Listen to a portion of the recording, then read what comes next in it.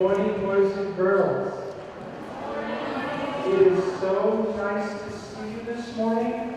My name is Mr. Amato. I'm your school social worker, and we have a wonderful, wonderful presentation for you today. This organization comes here every year, and they talk to students your age about how you can be anything you want to be in life. With hard work and motivation, it can happen.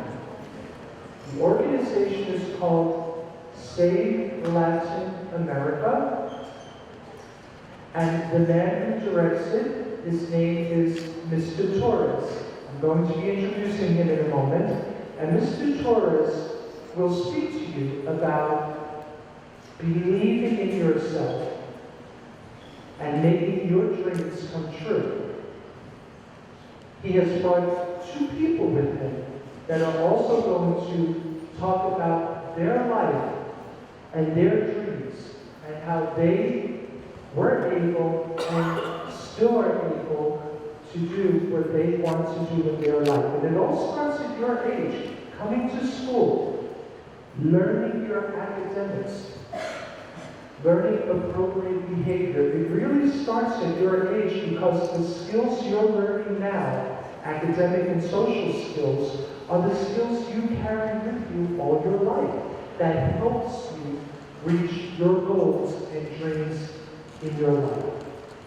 So I am so happy that Save Latin America is here again to speak to you, and I would like to introduce to you this wonderful man who truly cares about the community of Union City and Hudson County and takes the time to come and speak to you. Let's give a wonderful welcome to Mr. Torres.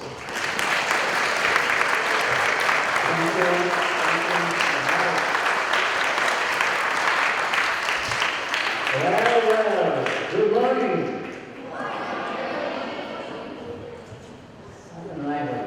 This good morning was too low. Good morning. Good morning. You see that? Well, let me tell you what happened.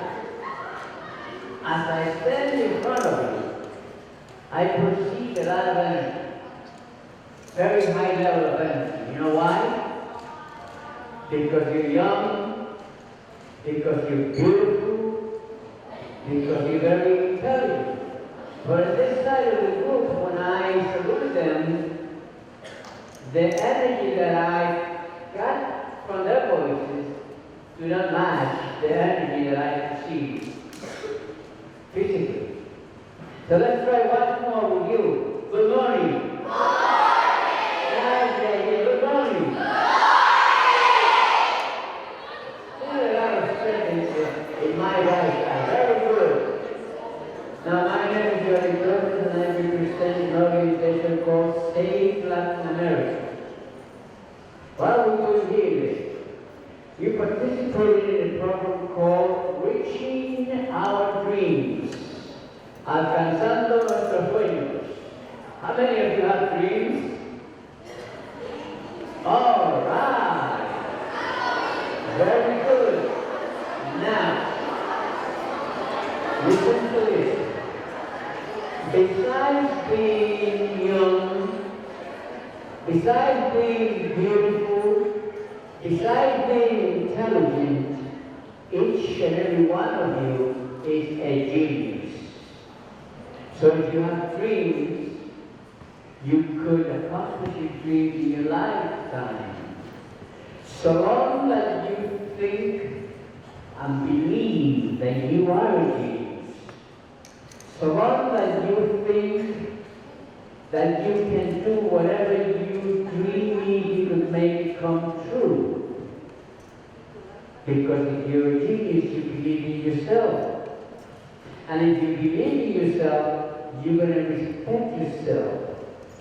And then you have to work hard.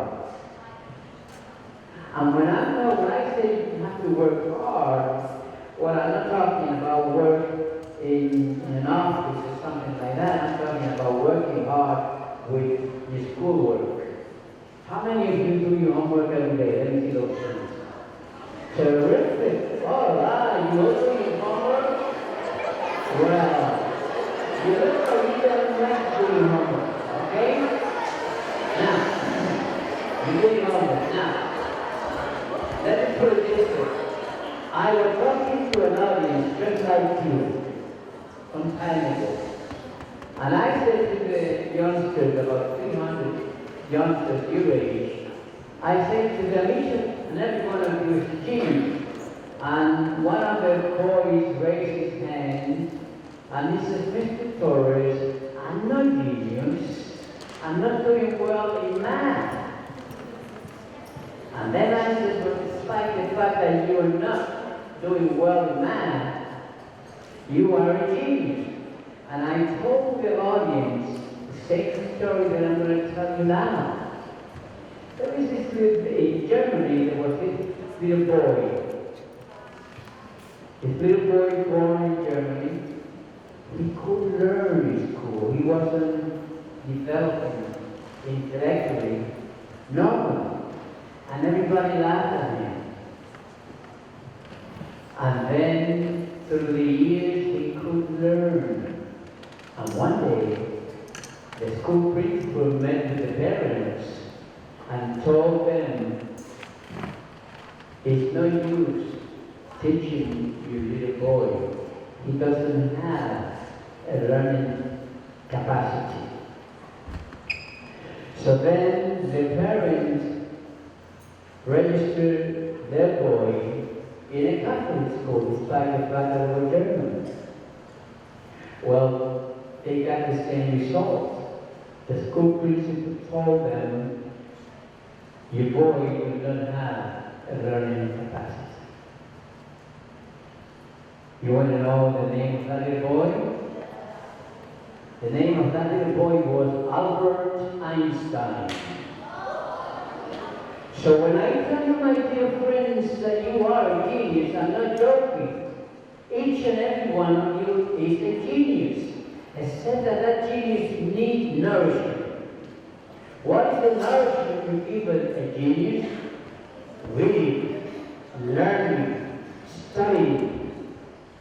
And as you read more, as you do more of your homework, as you do pay more attention to your teachers in the classroom, that little genius begins to get stronger and stronger until it develops fully.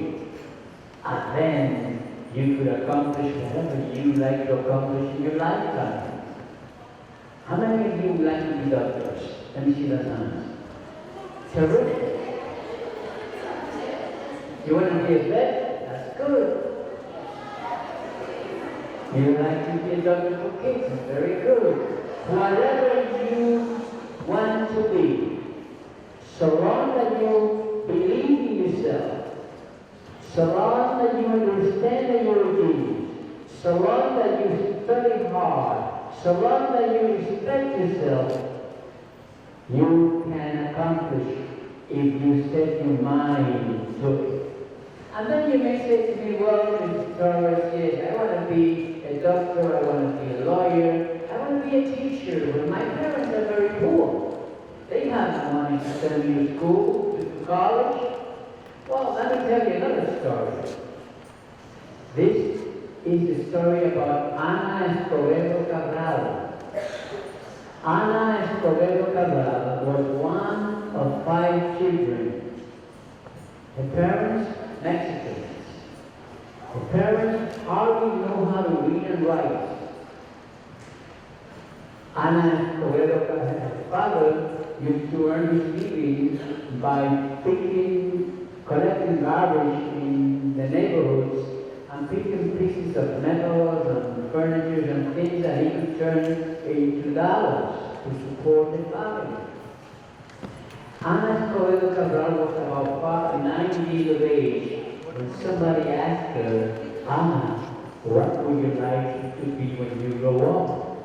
And in a very firm voice, she responded, I would like to be an employee of the White House when I grow up. Well, she conquered a lot of lives of people. And you want to be an employee of the White House? Look at you. Look at your parents, the Mexicans. Look at your parents. They were happy, read and write. Look how poor you are. Ana Escobedo Cabral insisted that she wanted to be an employee of the White House. Through the years, she kept on saying the same thing. I will be an employee of the White House when I grow up. You all seen a $1 bill, right? All right. Every dollar bill do have the signature of the Treasurer of the United States. Will you read for me the signature? The signature that Ana Escobedo Cabral signs a $1 bill. She became the Treasurer of the United States for 8 years during the Bush administration. Ana Escobedo Cabral became the Treasurer of the United States. Your signature is to your left, Ana Escobedo Cabral. But Ana Escobedo Cabral signed more than $1 bill. She also signed the $50 bill. Yes. All right? But you know what? Ana Escobedo Cabral signed billions and billions of dollars in 8 years as Treasurer of the United States. She also signed the $100 bill. All right? Now, pass it around. You see the signature of Ana Escobedo Cabral, Treasurer of the United States for 8 years. Her parents, Mexicans, very poor, they hardly knew how to read and write. And why am I telling you this story? I'm telling you this story because I see a lot of Ana Escobedo Cabral in this group. So give yourself a big round of applause.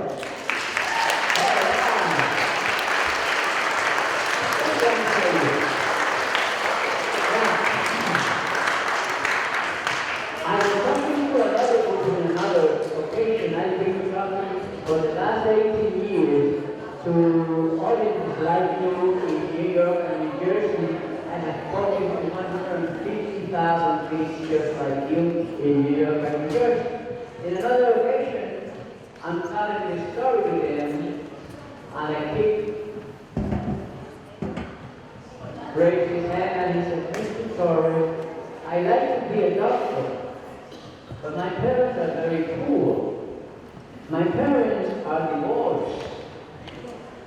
I am black, and I am a Dominican. Could I be a doctor? Yes, sir, I say. You can do whatever you want. You don't let the color of your skin, and you don't let your country of origin. You don't allow anything to stand in the way. Your country of origin, the color of your skin, your parents' financial status, because each and every one of you is what? Each and every one of you is what? A genius. How many of you believe that you're a genius? Let me see those hands. Terrific. How many of you believe that you're a genius? Let me see those hands. All right, now, if you believe that you're a genius, then you can say it for yourself. I am a genius. Let's repeat it with me. I am a genius. I am a genius. I am a genius. Let's hear it. I am a genius. I am a genius. I am a genius. I believe in myself. I believe in myself.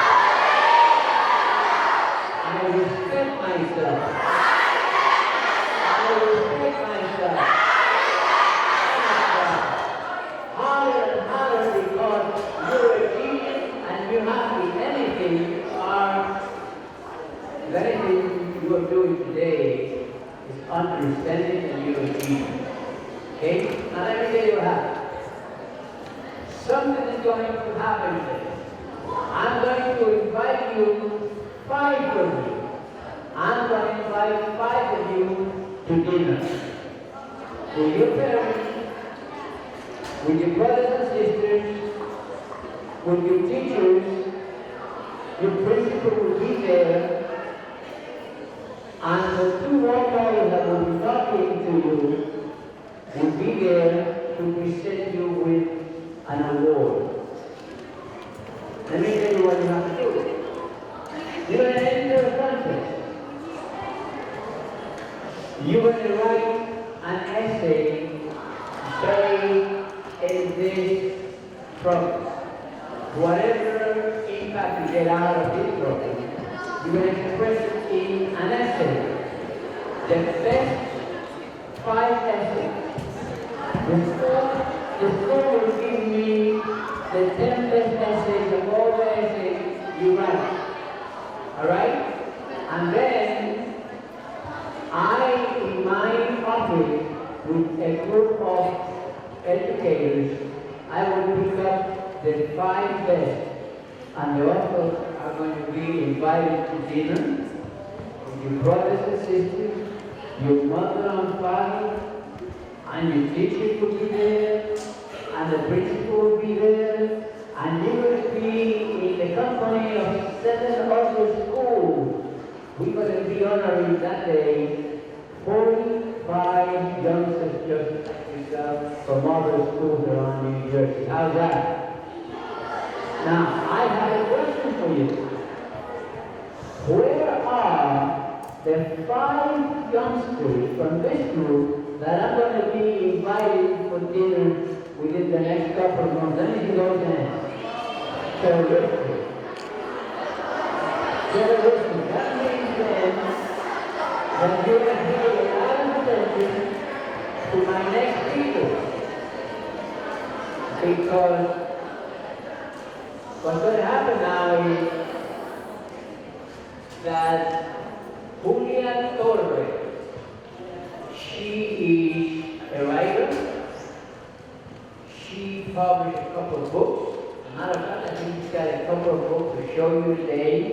But she's going to be talking about herself. That's her job. See, my job is to introduce her. Her job is to share with you some of her life experiences. Your job is to make notes because you are going to write an essay, right? How many of you will write an essay? Let me see those hands. Terrific. All right. So, let me then invite to the front Julia Torres. All right.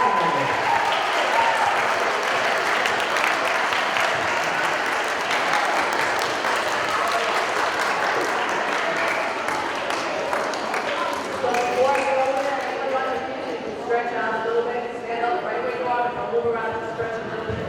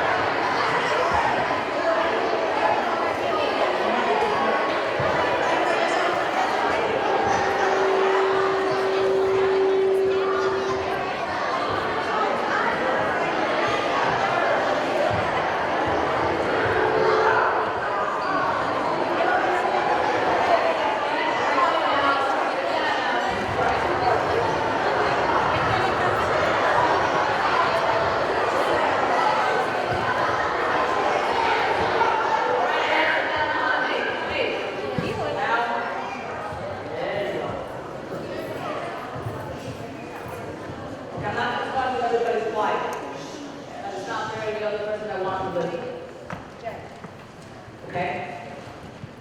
All right, my name is Julia Torres. I grew up in Union City.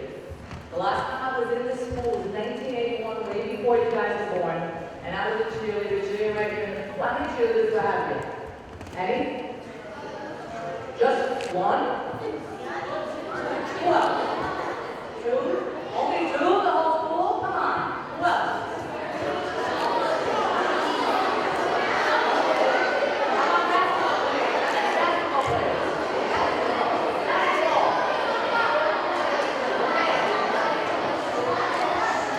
All right, settle down, settle down. So this is where everything begins, right here where you are. Cheerleaders, basketball players, librarians, teachers. This is where we all begin. And you can never, never ever let anybody tell you that you can't do anything. Never. Never let where you come from, your background, where your parents are from. Let me ask you this. How many countries do I have? Just shout it out.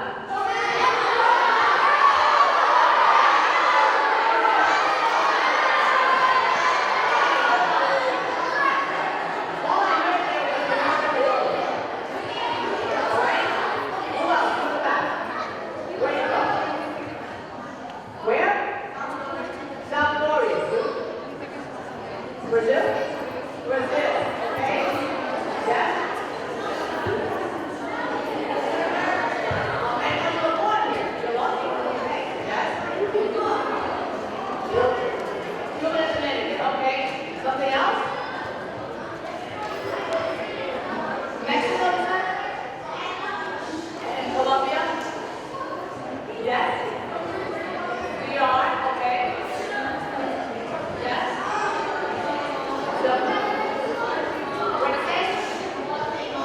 Puerto Rico, okay, and Peru. Okay, hold on a minute, I'm gonna get some other questions now, okay? Settle down, settle down. Okay, now, this is very important here, okay?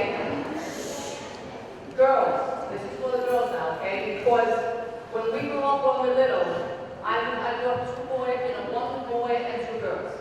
And boys always told they could do everything from their parents, especially the Spanish parents. I grew up with one mom, and that's it. My dad lived in another state, so I didn't have a dad. So right there, it was hard for me to move ahead because there were more obstacles. Now, brothers are always told they can do everything, the boys. So the girls, you're told, no, you can't be a police officer. You can't be in the army. You can't be a firefighter. You gotta be a secretary or a teacher. Okay, this is what you're taught when you're little. I was little. So I was like, no, I'm not gonna do that. You never let anybody tell you, girls, what you can and can't do. Okay? Girls can do everything that boys can do. Okay? Now, guys, don't ever think girls can do it. It's all here, okay? If you have passion and you work hard, and I think right now this is where it started, because once you get to high school, it's gonna get harder. And listening is a very important thing, okay, right now. I'm giving you something that I wish somebody would have told me when I was doing it. Because it wouldn't have been as hard for me. If I had somebody that I could say, hey, can you tell me how you got there? It would have been so much easier than for me to have to struggle trying to figure it out by myself. So it's always important for all of you to have somebody that you look up to, that you say, I want to do that. Or if they don't know maybe what they're doing is not what you want to do, but you like what they're doing, and you tell me how to do what I want to do, and show me. It's very important, okay? Don't worry about your parents not speaking English. My mom didn't speak English. She now speaks English with an accent. Who cares if it's with an accent? But you're learning. If you don't have somebody like somebody that helps you with your math, then you tell your teachers at school, help me out. If you're not getting good grades, get help before your grades get worse. Now, when I grew up here in New York City, that it was like the 70s and 80s, it was a lot harder, I think, because a lot of parents didn't have assistants. Like some of your parents have assistants now, which helps. A lot of programs in schools, they have bilingual classes. We were just starting to get bilingual classes back then. Yes, you have a question. What is that here? What is that? Donald Trump is what? Well, this term about Donald Trump. Donald Trump was born with millions, so that's not me. I was born with nothing. Okay? So I can't relate to that. So, this is important right now because you guys have to do an essay on what's going to impact you. And it's very important to write on paper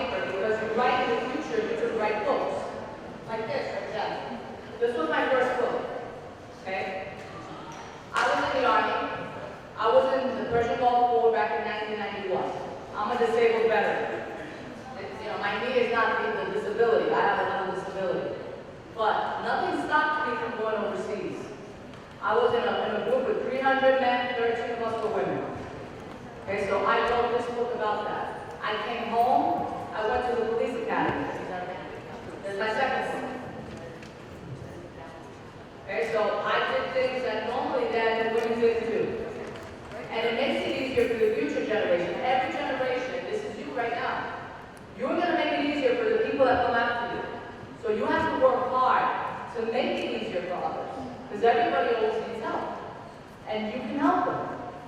You always have to think, I can do it. If you walk in with an attitude, I can't do this. Oh boy, no, I don't have any money, I don't have this, I don't have that. Well, you're not going to get anywhere. You got to get that out of your head. You got to go right there and say, I got this, I can do it. Move out of my way if you're not going to let me do it. Don't let people stop you. That's a very important thing. You always got to have drive. I didn't have money. I went to college. I went to Rutgers. I had two options. Rutgers or Montclair. Those are the two schools I went to that I applied to. I didn't get into Montclair, but I got into Rutgers. I went there. I applied for student loans. My mom didn't have money to pay for school. She worked in a factory. Her factory had a union. They paid for my books, which was a good thing because one book in college could cost you $150. So that's a good thing. But besides the student loans, I asked why I got a little bit of financial aid, but I paid for my education. When I got out of school, I had 3 student loans, and I was like, what the heck? It's a lot. But you can do it. Just don't let the fact that you don't have the money to go keep you from going. You apply for loans, and 6 months after you graduate, you're going to have a job, you start paying off that. Don't think it's going to be so much that you can't handle it. That's why there's financial aid, and that's why there's going to be work for you. Don't think that. After that, that's when I went to the Persian Gulf, and then I started working as a police officer. I worked here in Hudson County, I worked Sussex County, Passaic County, Middlesex. I was everywhere. Most of my job was being undercover, so I worked kind of like this on the street, plain clothes.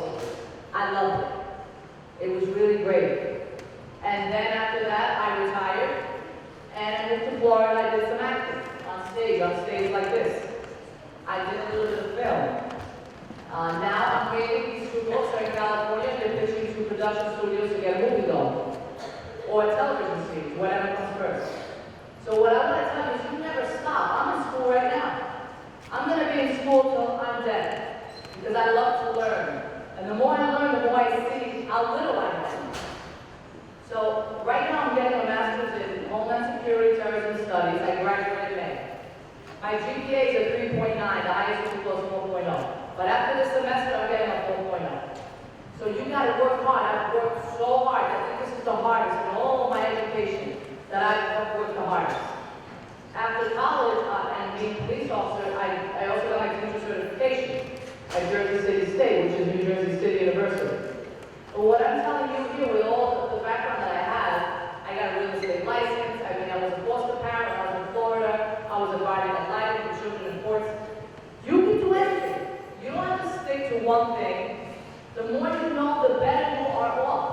The more you are marketable when you get older and you get better jobs, you can establish a business, you can teach people different things. But don't ever, most important thing is don't ever let anybody tell you you cannot do anything.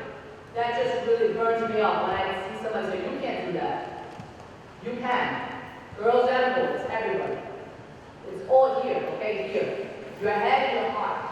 If you have passion and drive, and you study hard, because you're not going to get there if you don't do your homework, if you don't study, if you get D's and C's. No, you're not going to get A's and B's, you get the C's. That's average. You don't want to be average. If you can't get an A, then you get a B, but you got to get A's or B's. You don't want to be an average person. Do I have any questions? Don't be shy. Any questions? Yes.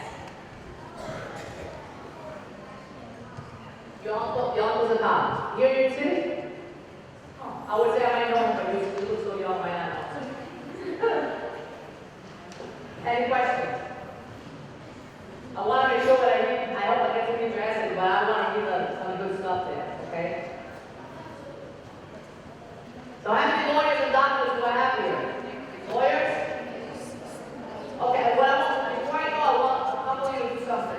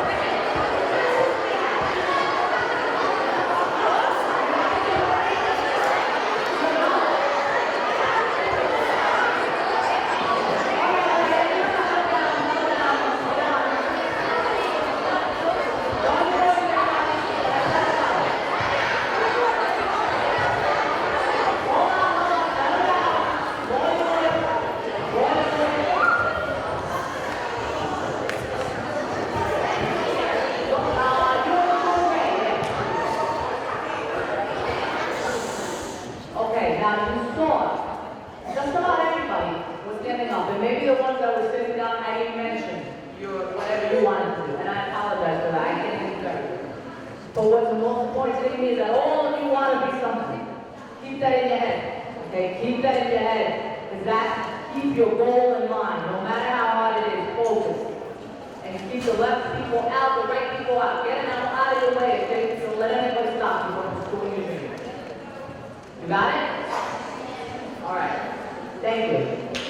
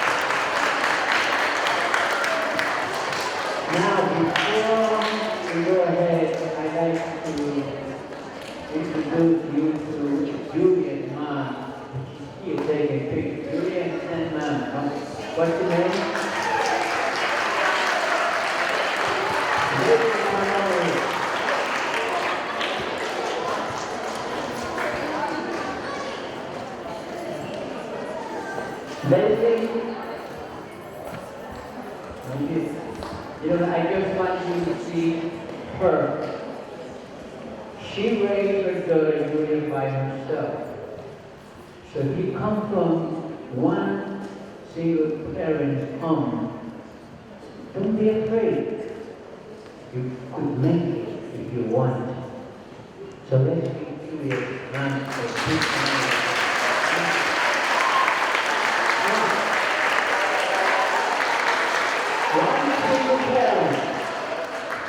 Julia, the disabled veteran, she fought for all of us, for the principles of democracy.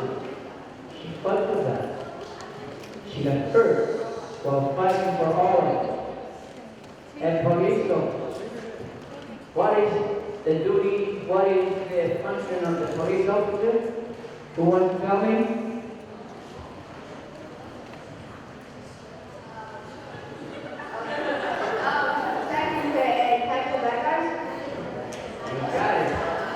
To protect us. You know what? Every time that we think of the police officer, this is what we think. Police officer, what is stuck in your mind? The guy that gives you tickets because they stole a car. The guy that arrests people. The guy that does a lot of other things. But you know what? You never hear about the social work that the police officers do. You never hear about how many times they protect the population, the people they serve. People like you. I was 9 years of age when one day in Puerto Rico I was going to cross the street and the police officer went like this to me and I got scared. And I told my father. My father told me, at home you have mom and pop to protect you.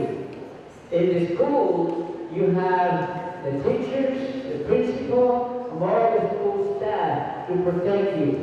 In the street, you have the police officer. In the street, the best friend that you could have and protector is called the police officer. Don't you ever forget that. I never forgot that. The police officer arrests you when you do things against the law. He gives you a ticket because you double park or park wrongly. But other than that, the police officer is your best friend in the street. All right, how many of you are teenagers? Let me see those hands. How many of you respect yourself? Let me see that hand. Salvation now. Now I want you to this way. Self-respect means that everything you do has to be perfect. You turn a paper to your teacher. You make sure that that paper is neat, is clean. You make sure that you study because you want to be the best in your classroom. Everything you do has your signature of good quality. That's when you respect yourself. Let me tell you something else. I am 87 years of age. All right? 87 years of age. I never drink. You know why I don't drink? Because alcohol kills your brain cells. Alcohol damages your liver. And I respect myself.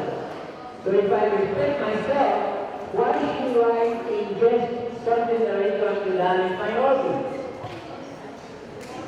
So you just take away from alcohol because it's not good for you. I never smoked a cigarette in my life because nicotine damages my respiratory tract. Nicotine damages my lungs. So why should I smoke and damage my organs? I respect myself. So, how many of you admire people that smoke, for instance? Let me see those hands. Terrific. I'm glad that you don't admire those people. They deserve pity because they are, sooner or later, they are going to be very sick because the habit of smoking or drinking. You stay away from anything that damages your system. That beautiful body that God gave you, you have to respect. And everything you do have to have what? The signature of quality. The signature of excellence and quality. When you turn your papers to the teacher, you make sure that paper is neat, is clean. Make sure that you did your best. Because you respect yourself and everything you do has to have the signature of excellence and quality. I'm talking about excellence and quality.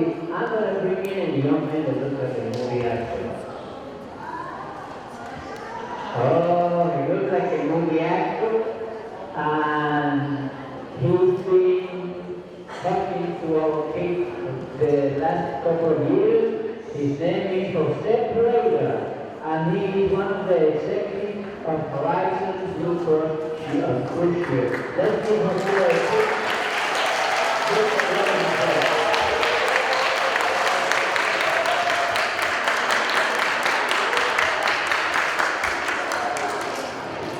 Good morning. Good morning. So before I start, I just want to take a moment to thank Julia for her service both in the military and the community. Can we give her a round of applause, please?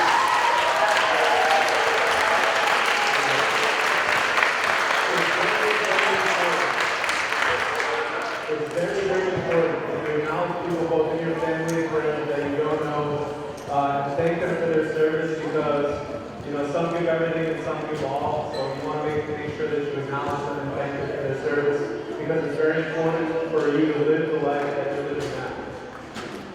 So my name is Jose Pereira, as Doris mentioned. I work for Horizon Blue Cross Blue Shield. I work in health insurance and it's not very fun, right? It's kind of boring. Does everybody know what health insurance is? Health insurance, everybody heard of Blue Cross Blue Shield? All right, good. Some of you, right? Your parents may have it. But what I get to do in my job, and you all can relate to, is I get to help people, I get to solve real problems, and I get a chance to make a difference.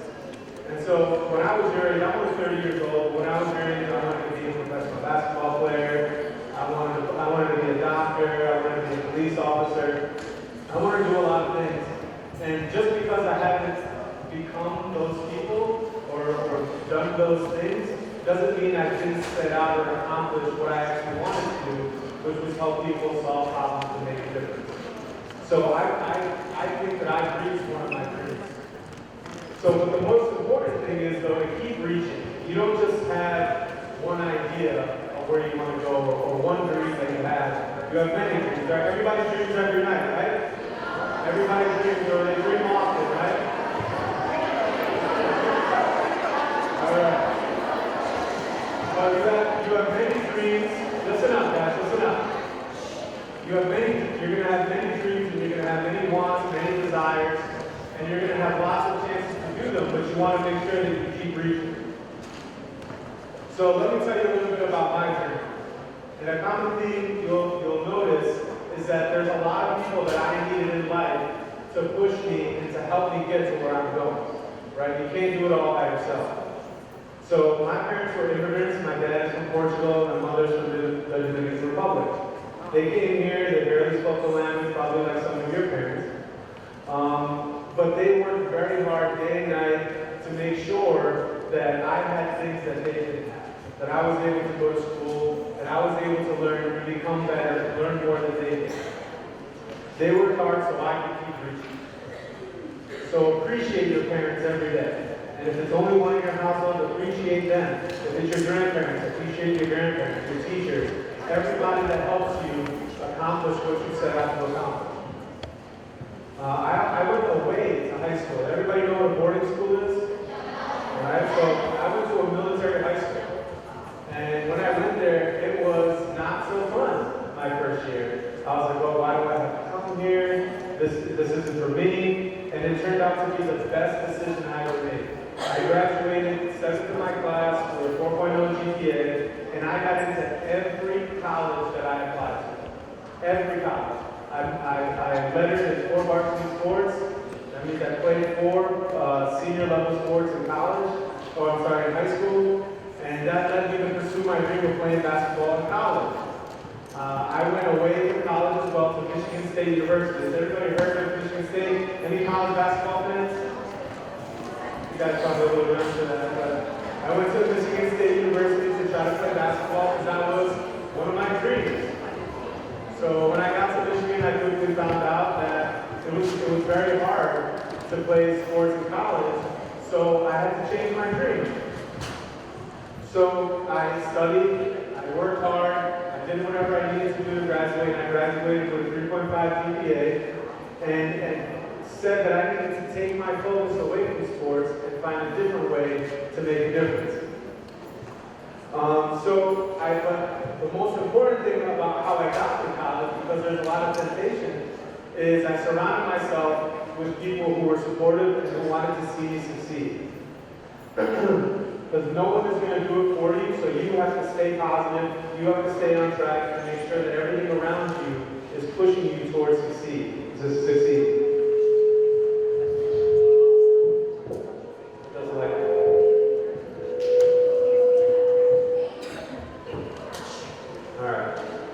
Well, I graduated college in 2008, and when I graduated, it was during the worst financial crisis, one of the worst ones in history. And so they weren't giving people graduating college jobs, let alone people who already had jobs were losing them. And so I couldn't get to the next step where I wanted to go, right? I came out of college, I'm looking for a job, I couldn't find it. I felt like I had nowhere to reach, I lost motivation, I felt stuck. Right? I didn't know what to move on to next.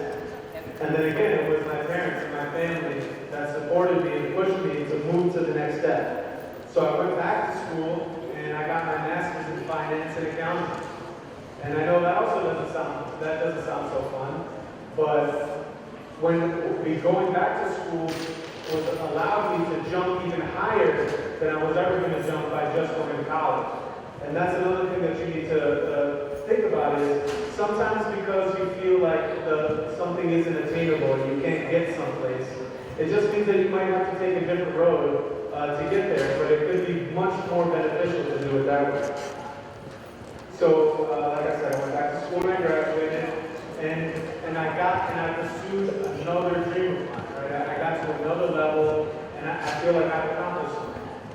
But just because I've reached one of my dreams or reached a part of my dream doesn't mean that I should stop and just plateau and do whatever I want to do. You have to keep reaching. With every passing day, I'm thankful for my parents and everything that I have. But as long as I keep dreaming, there's always something to reach for. So I want to encourage you to keep doing that. And thank you for your time. And thank you, Mr. Torres, for inviting me. Julie, again, for your service. All the teachers.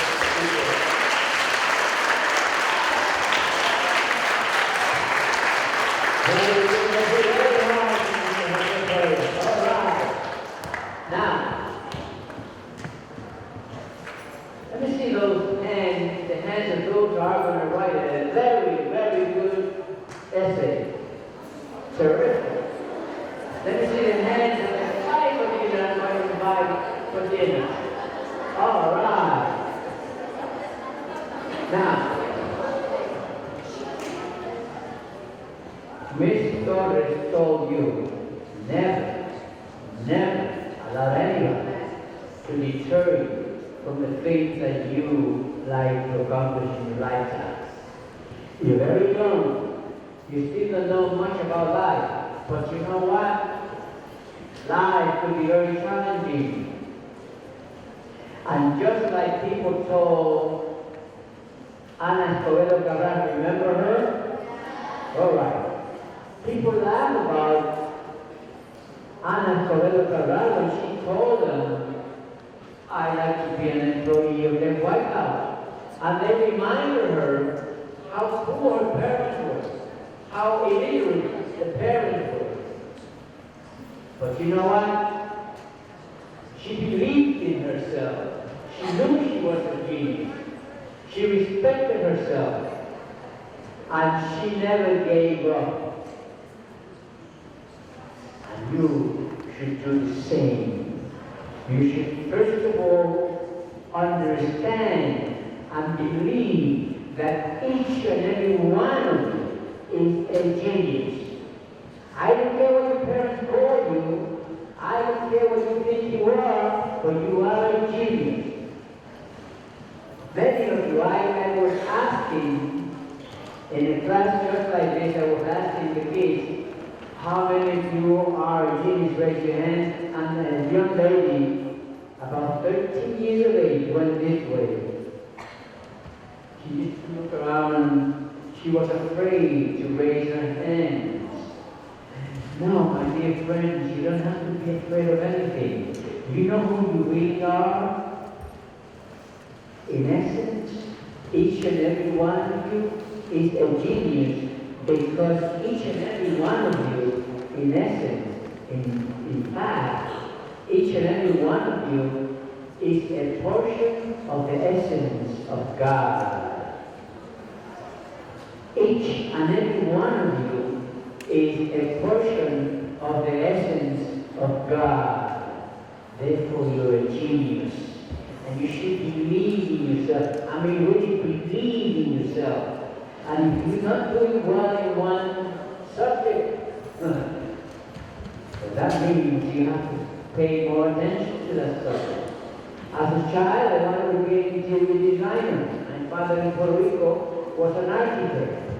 As a child, I wanted to be an interior designer.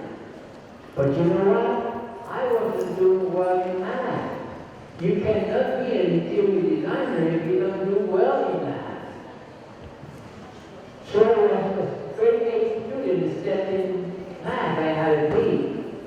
And suddenly, one day, my father told me, son, you're not paying the attention that math needs. Pay attention to every other subject. Stick to the math. And you know what? I started paying more attention to math. It wasn't too long after I had straight A's. So if you're not doing well in one particular subject, it means you need to pay more attention to that particular subject. But you are a genius, and you have to understand and believe that. And then you have to respect yourself. Be proud of who you are.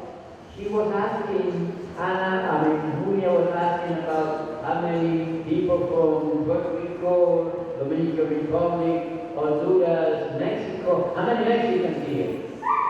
All right, que viva Mexico! Now, I don't care where you come from. You are a portion of the essence of God. You are a genius. And let me close with something else. I went to a conference once, and there was a stage just like this, and a young lady, the curtain opened, and the silhouette of a young, very attractive lady appeared in the center of the stage. This young lady took a couple of steps forward, and when she reached the edge of the stage, she raised her right leg and saluted the audience. This is how she saluted the audience. Her name, Adriana Macias. Adriana Macias saluted 300 people in her audience and led because she was born without arms. Pastor Ron. Adriana Macias is a very elegant young lady, no arms. Adriana Macias was very young when she told her father, "Dad, when I grow up, I don't want to be a burden to the government. I don't want to be a burden to my family. I don't want to be a burden to my community. I want to be a lawyer." And you know what? She became a lawyer. Imagine a little girl in a classroom without arms. Imagine the medical procedures that she had to go continuously. She became a lawyer, and she practiced law for several years. And one day, she said to herself, "I am blessed. I was born without arms. And I was born without arms, and my mission is to help people. And the work I'm doing while I'm helping people is not enough. I want to do more." And then she became a motivational speaker. When she finished her conference, I went to her and I asked her, if I put 25,000 kids in a stadium, you can talk to them. She says, "Mr. Torres, I love to talk to kids." "Yes, let's go to my man." Then we called the manager. The manager says, "Mr. Torres, she loves to talk to kids. Are you willing to wait 2 years?" She booked every week for the next 2 years within the United States and in Latin America. That's how much she's helping people. A lady that was born without arms. You know why? Because the fact that she was born without arms doesn't mean that she's not a portion of the essence of God. It doesn't mean that she is not a genius, because everything is in your head, in your brain. So my dear friends, you've been like always a wonderful audience. God bless you all, Mr. Barrow. Thank you very much.